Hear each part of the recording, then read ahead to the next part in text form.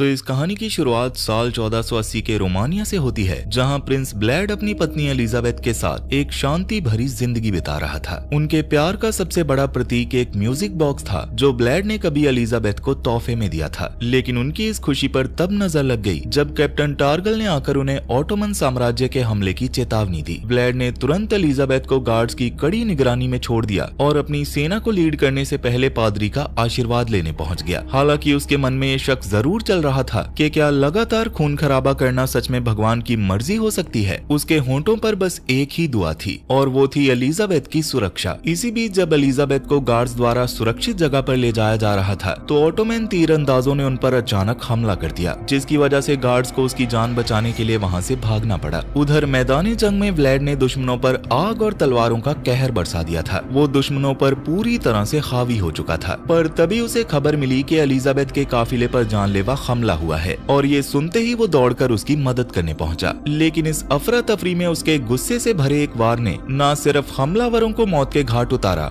बल्कि गलती से एलिजाबेथ को भी बुरी तरह से घायल कर दिया। तब अपनी आखिरी सांसें गिनते हुए एलिजाबेथ ने ब्लैड की बाहों में दम तोड़ने से पहले उसे एक हल्की सी मुस्कान दी और अपने पीछे ब्लैड को दुख के समंदर में अकेला छोड़ गई। इस भयानक जंग के बाद ब्लैड सीधा पादरी के पास गया और फूट फूट कर रोते हुए बोला कि भगवान ने उसे अपनी पत्नी को आखिरी अलविदा कहने तक का मौका नहीं दिया। तब अपने इस गहरे दर्द में उसने एलिजाबेथ को वापस जिंदा करने की भीख मांगी, लेकिन पादरी ने उसे साफ कह दिया कि ये नामुमकिन है क्योंकि वो जा चुकी है और अब उसकी आत्मा स्वर्ग में आराम कर रही है। पर ब्लैड ने इस सच्चाई को मानने से पूरी तरह से इनकार कर दिया। गुस्से में आकर उसने पादरी को दबोचा, एक गार्ड का डंडा तोड़ दिया और जोर से चिल्लाते हुए बोला कि अगर भगवान सच में है तो वो उसे वापस ला सकता है। उसने खुली चेतावनी दी कि अगर एलिजाबेथ वापस नहीं आई तो उसकी आत्मा पर भगवान का कोई हक नहीं रहेगा। जिसके बाद आग बबूला होते हुए उसने उसी टूटे हुए डंडे से पादरी को जान से मार दिया और बस उसी पल ब्लैड ने हमेशा के लिए अपने धर्म और विश्वास से मुंह मोड़ लिया। जैसे ही उसने चीखते हुए अपने दोनों हाथ हवा में फैलाए, आसमान में तेज बिजली कड़की और वहां मौजूद क्राइस्ट की मूर्तियों की आंखों से खून के आंसू आने लगे।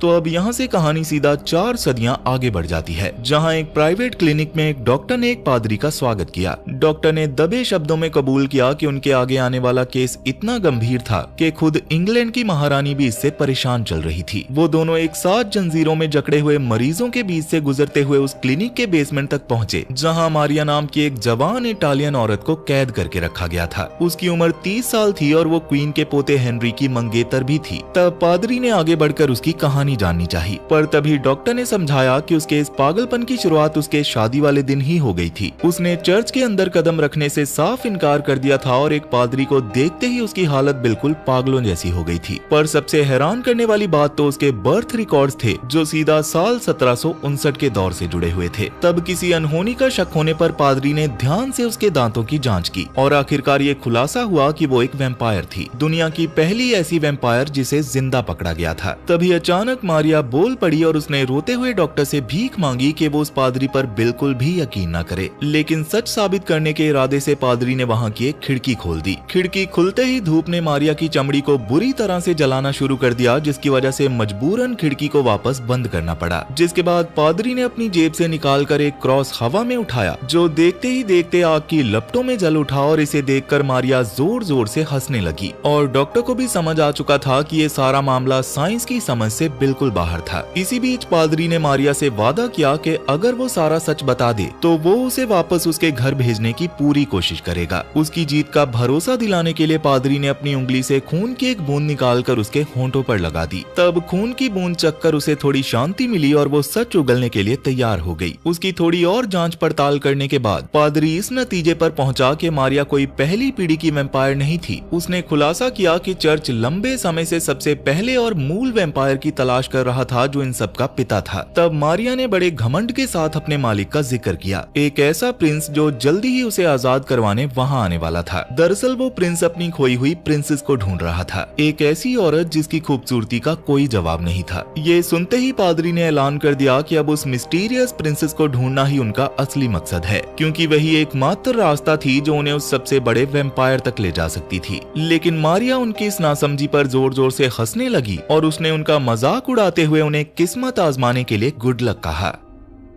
तो अब यहाँ से कहानी थोड़ा आगे बढ़ती है, जहाँ जोनाथन नाम का एक नोटरी बर्फीली सड़कों पर अकेला ही लंबा सफर तय कर रहा था। पर तभी उसके रथ चालक ने आगे जाने से साफ इनकार कर दिया और उसे अंधेरे में छिपे जंगली भेड़ियों के खतरे की चेतावनी दी। वहाँ से लौटने से पहले उस रथ चालक ने जोनाथन की सुरक्षा के लिए उसके हाथ में क्रॉस थमा दिया। हालांकि जोनाथन ने बिना झिझक उसे बता दिया कि उसका भगवान पर कोई यकीन नहीं था। तो अब हाथ में एक जलती हुई मशाल थामे जोनाथन ने अकेले ही पैदल आगे बढ़ने का फैसला किया। जैसे जैसे वो चल रहा था, अंधेरे में चमकती हुई भेड़ियों की आंखें उसका पीछा कर रही थी, जिन्होंने उसके अंदर थोड़ी सी घबराहट पैदा कर दी थी। तब कुछ ही देर में घने कोहरे के बीच उसे अपने सामने एक बड़ा और डरावना किला नजर आया। जैसे ही उसने किले का पुल पार किया, पीछे का दरवाजा एक तेज आवाज के साथ खुद ब खुद बंद हो गया और वो पूरी तरह से अंदर कैद हो चुका था। जिसके बाद किले के मुख्य दरवाजे अपने आप ही खुल गए और उसके अंदर कदम रखते ही वो वापस से बंद हो गए। तभी आसमान में तेज बिजली कड़की, जिसकी रोशनी में बालकनी पर एक साया नजर आया। पर अगले ही पल हैरत अंगेज तरीके से वही साया उसके ठीक पीछे आकर खड़ा था। उस शख्स का सफेद पड़ चुका चेहरा, बर्फ जैसे सफेद बाल और झुर्रियों से भरी स्किन उसे किसी दूसरी दुनिया का ही प्राणी बना रही थी। उसने जोनाथन के हाथ से मशाल ली और उस आलीशान हॉल में रखी अंगीठी को जलाकर रोशनी कर दी। जिसके बाद जोनाथन ने हिचकिचाते हुए उसे अपना इंट्रोडक्शन दिया। उस शख्स ने बड़ी शांति से उसका स्वागत किया और उसकी जवानी की तारीफ करते हुए खुद का परिचय दिया। उसने बताया कि वो वाकया का प्रिंस ब्लैड है, जिसे ये दुनिया ड्राकुला के नाम से ज्यादा जानती थी। अब इसके बाद ड्राकुला ने जोनाथन को अपने साथ ग्रैंड हॉल में रात का खाना खाने का न्योता दिया। जोनाथन जो पूरी तरह से भूख से तड़प रहा था, उसने तेजी से खाना शुरू कर दिया। पर खाते खाते उसने नोटिस किया और दबे शब्दों में बोला कि इतने बड़े किले की देखभाल के लिए जरूर बहुत सारे नौकर चाहिए होंगे। तो ड्राकुला ने मुस्कुराते हुए खामी भरी कि उसके पास सेवक जरूर थे, पर वो मेहमानों के सामने कभी नजर नहीं आते थे। अब जब जोनाथन ने उससे पूछा कि वो खुद खाना क्यों नहीं खा रहा, तो ड्राकुला ने बस एक अजीब सी मुस्कान दी। उसने कहा कि वो अपना खाना बाद में खाएगा और फिर अपने हाथ के एक हल्के से इशारे से बर्तनों को चमत्कारी रूप से अपनी ओर खींच लिया। पर तभी डाइनिंग टेबल पर अचानक एक चूहा नजर आया। ड्राकुला ने तेजी से उस चूहे को एक कांटे से दबोचा, उसका खून एक गिलास में निचोड़ा और बड़े मजे से उसे चखने लगा। ये खौफनाक नजारा देखने के बाद जोनाथन ने आखिरकार अपने वहाँ आने का असली मकसद बताना शुरू कर दिया। उसने बताया कि उसके पार्टनर जेनकिंस ने पेरिस में एक पुराने एबी को खरीदने का सौदा तय किया था। उनका इरादा आने वाले यूनिवर्सल एक्सप्लोजन के लिए उसे एक हॉस्पिटल में बदलने का था। जैसे ही जोनाथन ने प्लान्स को टेबल पर फैलाया, उसके रथ चालक का दिया हुआ वो क्रॉस फिसलकर जमीन पर जा गिरा। ड्राकुला ने गौर करते हुए उससे पूछा कि क्या वो धर्म में मानता है, पर जोनाथन ने इस बात को टाल दिया और उसे सिर्फ एक बच्चों का ताबीज बताया। तब बिना किसी हिचकिचाहट के ड्राकुला ने उस क्रॉस को उठाया और आग की लपटों में फेंक दिया। अब थोड़ी देर बाद ड्राकुला जोनाथन को रास्ता दिखाते हुए उसके कमरे तक ले गया और उसे चेतावनी दी कि वो सुबह होने तक वहाँ से बाहर ना निकले। जब जोनाथन ने इस खतरे की वजह पूछी, तो ड्राकुला ने समझाया कि पुराने किलों की अपनी कुछ यादें होती हैं, ऐसी यादें जो इंसान की आत्मा तक को डरा सकती थी। हालांकि जोनाथन ने इन बातों पर शक जताते हुए कहा कि वो इन अंधविश्वासों में बिल्कुल भी नहीं मानता, और ड्राकुला उसे अकेला छोड़कर वहाँ से निकल गया।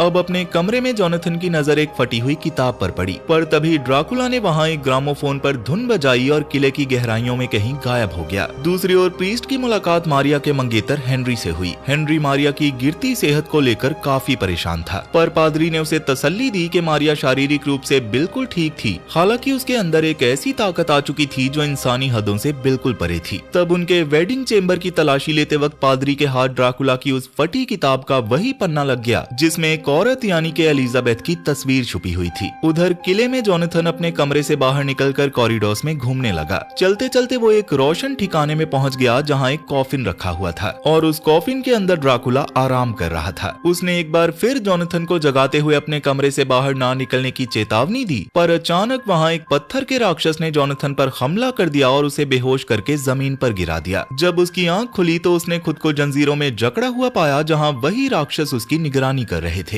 तब अपनी जान खतरे में देखकर जोनाथन ने भगवान को पुकारना शुरू कर दिया, पर ड्राकुला ने उसे चुप कराते हुए कहा कि भगवान और शैतान सिर्फ दो अलग अलग ताकतें हैं और दोनों को ही इंसानों की कोई परवाह नहीं है। जिसके बाद जोनाथन को उल्टा लटका दिया गया ताकि उसका सारा खून निचोड़ा जा सके। ड्राकुला ने उसके सामने खुलासा किया कि उसे अनंत काल तक भटकने का श्राप मिला था और वो सिर्फ इंसानी खून के सहारे ही जिंदा रह सकता था। जिसके बाद जोनाथन की गर्दन पर एक जानलेवा कट लगाते हुए उसने बहने वाले खून को एक बर्तन में इकट्ठा करना शुरू कर दिया। तब कमजोर पड़ते हुए जोनाथन ने आह भरते हुए पूछा कि अगर भगवान सच में प्यार करने वाला था तो ये इतनी बड़ी बेरहमी इस दुनिया में कैसे हो सकती है। तब ड्राकुला ने उसके पुराने अंधविश्वास का मजाक उड़ाया, लेकिन अब जोनाथन इस बात पर अड़ गया था कि वो सच में भगवान पर विश्वास करने लगा था। तब उसकी इस बात से खुश होकर ड्राकुला ने उसे उसकी एक आखिरी ख्वाहिश पूरी करने का वादा किया और अपनी बची हुई ताकत बटोरकर जोनाथन ने उसकी कहानी सुनने की गुजारिश की। जोनाथन की इस मांग से प्रभावित होकर ड्राकुला ने राक्षस को हुक्म दिया कि वो उसकी जंजीरों को खोल दे और उसे कुर्सी पर बांध दे, और वहां बैठकर ड्राकुला ने अपनी कहानी सुनाना शुरू कर दिया।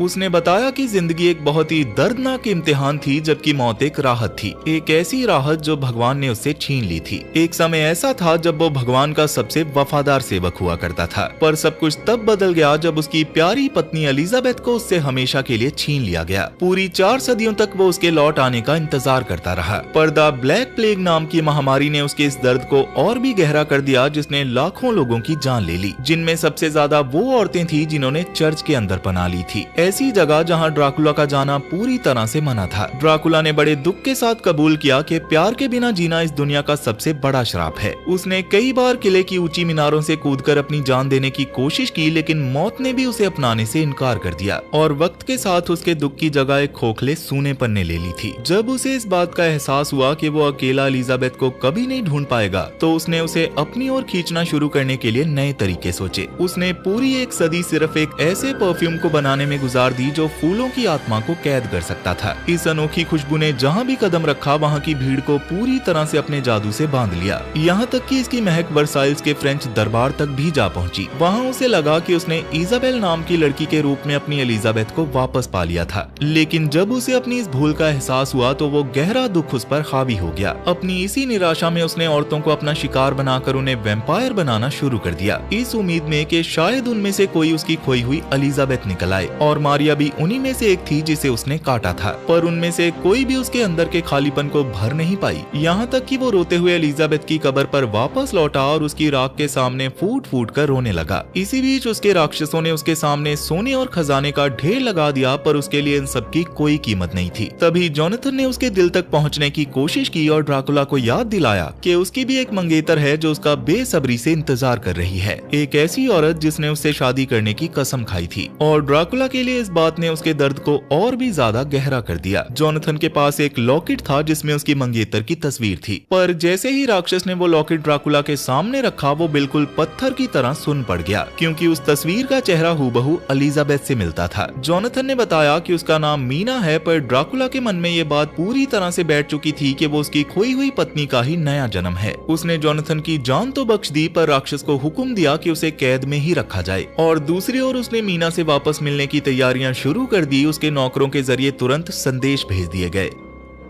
इसी बीच पादरी ने डॉक्टर को एलिजाबेथ की फोटो दिखाई और खुलासा किया कि ड्राकुला पूरी 4 सदियों से उसकी तलाश कर रहा था। डॉक्टर की नजर इस बात पर पड़ी कि वो लेफ्ट हैंडेड थी, जिसकी पादरी ने भी हामी भरी। पादरी ने एक जर्मन किताब के हवाले से ये भी बताया कि वैम्पायर्स भगवान का एक श्राप थे। उन्हें या उनके शिकार को आजाद करने का सिर्फ एक ही रास्ता था, और वो था पश्चाताप। उनके दिल में लकड़ी का खूंटा आर पार करना और उनका सर धड़ से अलग कर देना। ठीक उसी वक्त एक जवान डॉक्टर ने वहाँ आकर बताया कि उसने एक ऐसी औरत को देखा था जो बिल्कुल उस फोटो की जैसी दिखती थी, और उस औरत ने खुद का परिचय मारिया की दोस्त मीना के रूप में दिया था। मीना ने बताया कि वो एक रिसेप्शन के बाद से मारिया के साथ थी, लेकिन एक पादरी के आने के बाद से मारिया का बर्ताव पूरी तरह से बदल चुका था। हालांकि उसने कबूल किया कि उसकी जोनाथन से सगाई हो चुकी थी, पर यह सगाई इतनी जल्दबाजी में हुई थी कि उसे ये किसी बुरे शगुन जैसा लग रहा था। उसने माना कि वो जोनाथन से प्यार करती थी, पर अक्सर उसे ऐसा लगता था जैसे वो किसी और ही जमाने से जुड़ी हुई थी। अब वहाँ से निकलने से पहले उसने अपना एड्रेस लिखा, और वो भी बाएं हाथ से, बिल्कुल वैसे ही जैसे एलिजाबेथ लिखती थी। वहीं ड्राकुला एक भिखारी का भेष बनाकर एक पुराने एबी में जा पहुंचा। नन्स ने उसे अंदर आने दिया, पर जब उसने अपना असली रूप दिखाया तो एक नन ने उसे चेतावनी दी कि भगवान के घर में उसके जादू का कोई असर नहीं होगा।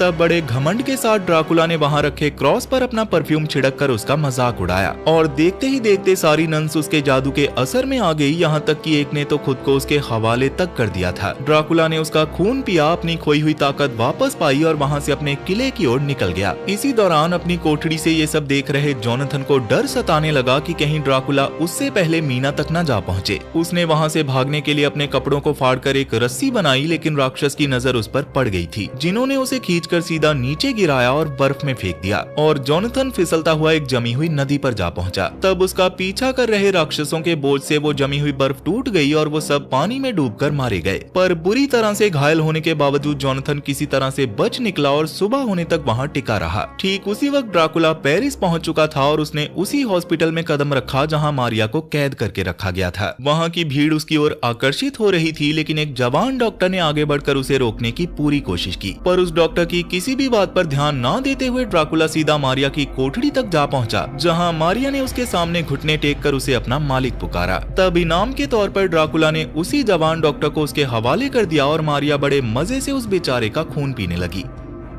अब इसके अगले दिन पादरी को इस बात का खुलासा हुआ कि वो जवान डॉक्टर अब एक वैम्पायर में बदल चुका था। उसे ये भी समझ आ गया था कि मारिया वहाँ से अकेली नहीं भागी थी, बल्कि ड्राकुला ने खुद उसकी मदद की थी। तब बुरी तरह से घबराते हुए उसने सबको चेतावनी दी कि मीना अब एक बहुत बड़े खतरे में है। वहीं अपने पेंशन हाउस में मीना अचानक मारिया को अपने सामने देखकर बुरी तरह से चौंक गई। मारिया ने दावा किया कि उसकी बीमारी अब पूरी तरह से गायब हो चुकी थी और डॉक्टर ने उसे छुट्टी दे दी है। उसने मीना के हाथ में एक सेलिब्रेशन के टिकट थमा दिए और जिद करने लगी कि वो एक खास दोस्त से मिलने उसके साथ जरूर चले। लेकिन ग्रैंड होटल में पहुंचते ही उसके सामने ड्राकुला आकर खड़ा हो गया और मीना को देखते ही उसे अपनी गुजर चुकी पत्नी एलिजाबेथ की याद आ गई। तब मारिया ने उन दोनों का परिचय करवाया और जब ड्राकुला ने मीना की तारीफ की तो मीना को उसके अंदर एक अजीब सा जाना पहचाना प्यार भरा एहसास महसूस हुआ। ड्राकुला ने खुद को वाकिया के प्रिंस ब्लड के रूप में इंट्रोड्यूस किया, हालांकि लोग उसे ड्राकुला के नाम से ज्यादा जानते थे। उस मेले के दौरान मीना ने उसे अलग अलग गेम्स में शामिल करने की कोशिश की, पर मारिया ने उन्हें बीच में ही अलग कर दिया। इसी बीच एक हॉन्टेड हाउस में ड्राकुला अचानक उसकी जान बचाने पहुंच गया और बाद में एक शूटिंग स्टॉल पर उसने बड़े प्यार से निशाना लगाते हुए उसकी मदद की। मीना की हर एक छोटी हरकत ड्राकुला को इस बात का पूरा यकीन दिला रही थी कि वो एलिजाबेथ का ही नया जन्म थी और आखिरकार उसने उन दोनों को अपने आलीशान किले पर आने का न्योता दे दिया। तब बालकनी पर खड़े होकर जैसे ही मीना ने उस किले जैसी जगह की खूबसूरती को निहारा, उसने बताया कि उसे ऐसी शांत और गाँव जैसी जिंदगी बहुत पसंद थी और ये सुनते ही ड्राकुला का उसके प्रति लगाव और भी ज्यादा पक्का हो गया। तब ड्राकुला मीना को अपने साथ एक कमरे में ले गया जहां उसने मीना को 17वीं सदी का म्यूजिक बॉक्स दिखाया जो उसकी गुजर चुकी पत्नी का हुआ करता था। उसने दबे शब्दों में कबूल किया कि वो एक विधुर था। तब जैसे ही उसने उस म्यूजिक बॉक्स की वो दर्द भरी धुन बजाई, मीना के जहन में किसी पुराने जन्म की अजीब सी यादें झलकने लगी। जब ड्राकुला ने उसे एलिजाबेथ कहकर पुकारा तो उसने तुरंत टोकते हुए कहा कि वो एलिजाबेथ नहीं है और जल्दी ही उसकी शादी होने वाली है। तब ड्राकुला ने उससे गुजारिश की कि वो उस म्यूजिक बॉक्स को एक तोहफे के रूप में कबूल कर ले, पर तभी मारिया वहाँ धमकी और मीना को अपने साथ ले गई। अब इसके बाद जब ड्राकुला उसे सेफली घर छोड़ने गया तो मीना ने दिल से उसे शुक्रिया कहा। तब ड्राकुला ने बड़े प्यार से उसके सामने कबूल किया कि उसने सदियों से ऐसी खुशी कभी महसूस नहीं की थी। लेकिन जैसे ही मीना ने घर के अंदर कदम रखा तो उसके होश उड़ गए, क्योंकि उसके सामने जोनाथन बुरी तरह से घायल और अधमरी हालत में पड़ा था और उसके पास पादरी और डॉक्टर खड़े थे। पादरी ने सारी बातें समझाते हुए बताया कि जोनाथन बड़ी मुश्किल से ड्राकुला के किले से अपनी जान बचाकर भागा था और उसने ड्राकुला का सारा काला सच उसके सामने खोल कर रख दिया। उसने बताया कि जिस शख्स के साथ वो अभी वक्त बिताकर आई है वो कोई और नहीं बल्कि काउंट ड्राकुला था, जो मारिया की इस हालत और दुनिया भर की तबाहियों का अकेला जिम्मेदार था। पर मीना ने इन बातों पर विश्वास करने से साफ इनकार कर दिया और इस बात पर अड़ी रही कि ड्राकुला उसके साथ बहुत अच्छे से पेश आया था। लेकिन पादरी ने चेतावनी देते हुए समझाया कि मारिया ने एक डॉक्टर का खून पिया था और वहां से फरार हो चुकी थी। इसके साथ ही उसने जिद पकड़ ली कि मीना के शरीर की भी पूरी जांच करनी होगी। मीना ने भी इस बात से लगातार इनकार किया कि उसके साथ कुछ भी गलत नहीं हुआ था और बार बार यही कहा कि ड्राकुला ने हमेशा उसकी इज्जत की थी। तब पादरी ने उसके सामने एक नया खुलासा किया और बताया कि ड्राकुला एक ऐसे परफ्यूम का इस्तेमाल करता था जो इंसान के सोचने समझने की ताकत को पूरी तरह से खत्म कर देता था। ये सुनकर मीना बुरी तरह से घबरा गई और उसने अपनी जांच करने की इजाजत दे दी, पर शरीर पर कोई भी काटने का निशान ना मिलने पर उसने खुद को एक कमरे में बंद कर लिया। जब जोनाथन थोड़ा ठीक होने लगा तो उधर मीना अपने कमरे में उस म्यूजिक बॉक्स के साथ अकेली बैठी थी। उस बॉक्स की धुन ने उसकी रूह को अंदर तक झंझोड़ कर रख दिया था और किसी दूसरी जिंदगी की तस्वीरें उसकी आंखों के सामने तैरने लगी थी। थी। उसके इस डर के बीच अचानक ड्राकुला उसके सामने प्रकट हो गया और उसे तसल्ली देते हुए बोला कि उसका इरादा उसे कोई नुकसान पहुंचाने का नहीं था। पर ठीक उसी वक्त आधी रात को बज रहे इस म्यूजिक से परेशान होकर उसकी लैंडलेडी ने दरवाजे पर दस्तक दे दी। तब डर के मारे बुरी तरह से कांपते हुए मीना ने ड्राकुला से तुरंत वहां से चले जाने की भीख मांगी, लेकिन वहां से जाने की बजाय वो खिड़की के पास ऐसे गया जैसे वो अभी अपनी जान दे देगा। और मीना ने रोते हुए उससे ऐसी गलती ना करने की गुजारिश की, जिस पर उसने जवाब दिया कि वो हमेशा के लिए गायब हो सकता था, लेकिन उसने इस एक पल के लिए पूरे 400 साल तक इंतजार किया है। तब ये सुनकर मीना ने गुस्से में उसे एक जादूगर कहकर पुकारा। ड्राकुला ने कबूल किया कि एक वक्त था जब वो लोगों को अपने वश में करने के लिए परफ्यूम और अपनी शक्तियों का सहारा लेता था, पर उसने मीना पर कभी कोई जादू नहीं किया। और अपना सच साबित करने के लिए उसने उस परफ्यूम की शीशी को जमीन पर पटककर चकनाचूर कर दिया। तब मीना ने उसे याद दिलाया कि वो इंसानों का खून पीकर जिंदा रहता था। ड्राकुला ने इस बात पर खामी भरी पर उसे बड़े प्यार से समझाया कि वो कभी भी उसका शिकार नहीं थी, वो तो बस उसका इकलौता प्यार थी। और उस पल ड्राकुला ने अपने श्राप का खुलासा किया। उसने बताया कि अब वो कोई इंसान नहीं था और हमेशा के लिए अंधेरे में जाने को मजबूर था। जब मीना ने उससे पूछा कि उसने उसे इस सब में क्यों घसीटा, तो उसने भारी आवाज में कहा कि ये सब उसकी पत्नी एलिजाबेथ को खोने का भारी दुख था। ठीक उसी पल मीना के नाक से खून की एक बूंद टपकी। ड्राकुला ने बड़े हल्के से उस बूंद को छुआ, उसे चखा और उसे दुनिया में सबसे नायाब बताया। उसने सच्चाई बताते हुए कहा कि खून के बिना वो सिर्फ एक कमजोर और मरता हुआ बूढ़ा इंसान था। तब डर से कांपते हुए मीना ने उसे एक झूठा और धोखेबाज इंसान कहा, लेकिन ड्राकुला ने बड़े प्यार से उसके दोनों हाथ थामे और उसे उसके खुद के कहे शब्द याद दिलाए, जैसे मेरे राजकुमार, मेरे राजा या फिर मेरी जान। और ये सुनते ही मीना के आंसू एकदम से रुक गए, क्योंकि मीना को इस बात का एहसास हो चुका था कि वो उसके बिना नहीं जी सकती। तब अपने जज्बातों से मजबूर होकर उसने ड्राकुला से गुजारिश की कि वो उसे अपने जिस्म और रूह का हिस्सा बना ले, और आखिरकार ड्राकुला ने उसकी ये जिद मान ली।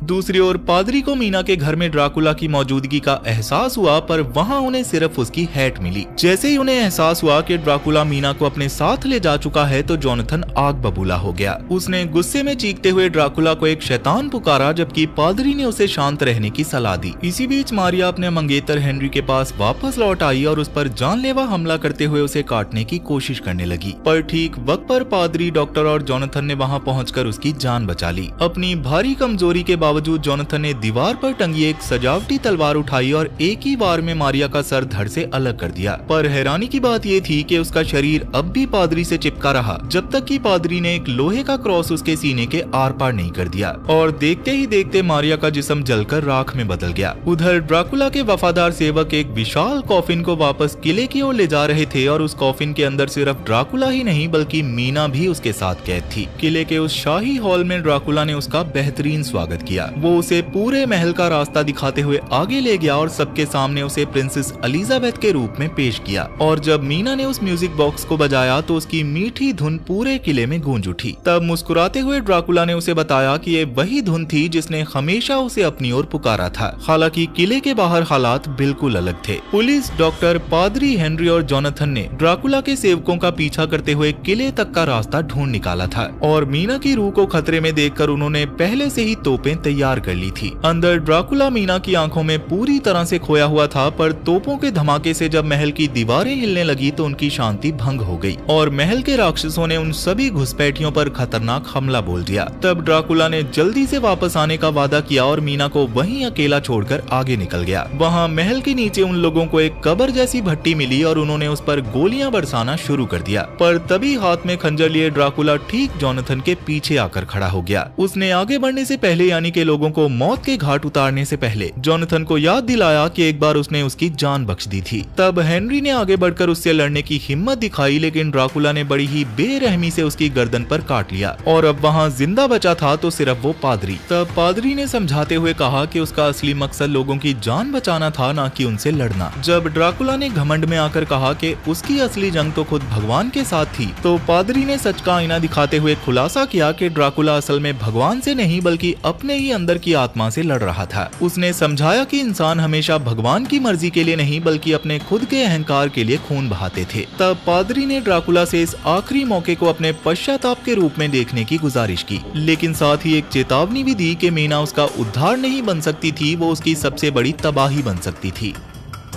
मीना की डर से भरी चीख पूरे किले में गूंज उठी, जिसे सुनकर ड्राकुला तेजी से उसकी ओर दौड़ पड़ा। ऑफिसर्स ने महल के हॉल पर धावा बोल दिया था, पर उसके राक्षसों ने उनकी रफ्तार धीमी कर दी, जबकि ड्राकुला अपने रास्ते में आने वाले हर शख्स को बेरहमी से काटता हुआ आगे बढ़ रहा था। एक पल के लिए तो उसे लगा था जैसे उसने उसे हमेशा के लिए खो दिया हो, लेकिन जैसे ही उसने मीना को अपने सीने से लगाया, उसे इस बात का एहसास हुआ कि अगर वो मरा तो उसके साथ वो श्राप भी हमेशा के लिए खत्म हो जाएगा। तब मीना ने रोते हुए उससे अपनी जान न लेने की भीख मांगी और जिद पकड़ ली कि वो उसकी आजादी था, उसकी कैद नहीं। पर अंदर से पूरी तरह टूट चुका ड्राकुला अपने सदियों के दर्द और एलिजाबेथ की आत्मा के लिए की गई प्रार्थनाओं के बारे में सोचने लगा। इसी बीच पादरी ने उसे याद दिलाया कि उसकी मुक्ति तभी मुमकिन थी अगर वो मीना की जान बचा ले। तब मीना बंद दरवाजे पर जोर जोर से हाथ मारती रही, जबकि ड्राकुला ने अपनी किस्मत को अपनाने के लिए अपने दोनों हाथ हवा में फैला दिए। पर तभी पादरी ने एक जोरदार वार किया और वो लकड़ी का खूंटा सीधा उसके दिल के आर पार कर दिया। तब उस एक ही पल में सदियों का वो भयानक शराब पूरी तरह से टूट गया और ड्राकुला का असली रूप सबके सामने आ गया। वो वापस अब एक बूढ़ा और कमजोर इंसान बन चुका था, जिसकी सारी ताकतें अब छिन चुकी थी। कुछ ही पलों के अंदर उसका शरीर बूढ़ा होने लगा, उसकी चमड़ी सिकुड़ने लगी और हड्डियां इतनी कमजोर पड़ गई कि वो मीना की बाहों में ही ढेर हो गया। वो रोते हुए उसे अल्तर तक ले गई, जबकि देखते ही देखते उसका शरीर राख में बदलकर बिखर गया। अब इस सब के बाद किले के अंदर से धीरे धीरे बच्चे बाहर निकलने लगे। ये वही बच्चे थे जो कभी खौफनाक राक्षस बन चुके थे, पर अब वो वापस अपने इंसानी रूप में आ गए थे। तब पूरी तरह से हैरान और कमजोर हालत में वो लड़खड़ाते हुए अपनी आजादी की ओर बढ़े, जैसे उन्हें कोई नया जन्म मिल गया हो। उधर जोनाथन भागता हुआ मीना को ढूंढने पहुंचा, पर उसने देखा कि वो अभी भी ड्राकुला की राख से लिपटकर रो रही थी। अब जैसे ही वो राख किसी अनजान ताकत के सहारे हवा में ऊपर की ओर उड़ने लगी, तो जोनाथन पूरी बात समझ गया। उसे एहसास हो गया था कि मीना की किस्मत अब उससे अलग हो चुकी थी और एक टूटे हुए दिल के साथ उसने मीना को वहीं अकेला छोड़ दिया और वहां से निकल गया। वहीं अपना मकसद पूरा करने के बाद पादरी ने भी उन खंडरों को हमेशा के लिए पीछे छोड़ दिया। ड्राकुला की वो बची हुई राख आसमान की ऊंचाइयों में उड़ती हुई अनंत काल में खो गई और उसी के साथ अंत हुआ एक ऐसी प्रेम कहानी का जो दुख में जन्मी थी, जिसे खून का श्राप मिला था, जिसका अंजाम बेहद दर्दनाक था। लेकिन सदियां बीतने से सिर्फ जमाना बदलता है, फितरत नहीं, क्योंकि ड्राकुला तो राख हो गया, पर उसका खूनी खानदान खत्म नहीं हुआ था। वही पुराना डर आज 21वीं सदी के चमचमाते लॉस एंजलिस में एक नया रूप लेकर वापस आ चुका है। इन अंधेरों के पीछे छुपे वैम्पायर्स का शिकार करने के लिए अब मैदान में उतरा है एक नया खिलाड़ी, जिसका नाम बर्ड है, जो दिखने में तो एक आम पूल क्लीनर लगता है, पर असल में वो एक बैड एस वैम्पायर हंटर है, जो दिन के उजाले में इन दरिंदों का शिकार करता है। और ये नहीं देखा तो समझो कुछ नहीं देखा। लेकिन बर्ड की जिंदगी तब तबाह हो जाती है जब वैम्पायर्स की रानी उसकी बीबी और बेटी को उठा लेती है और अब उसे एक पुराने दुश्मन के साथ मिलकर अपने परिवार को बचाने के लिए मौत का नंगा नाच नाचना पड़ेगा। तो क्या एक बाप का प्यार इन मॉडर्न डे वैम्पायर्स पर भारी पड़ेगा? क्या बर्ड अपने परिवार को वैम्पायर्स की रानी से बचा पाएगा? ये जानने के लिए जल्दी से स्क्रीन पर दिख रही राइट वाली वीडियो पर क्लिक करें और देखें मौत का ये भयानक खेल। और अगर कुछ और देखना चाहते हो तो लेफ्ट वाली वीडियो पर क्लिक कर लो। तब तक मैं चला आपके लिए ऐसी एक और वीडियो बनाने। So tata bye bye, Radhe Radhe.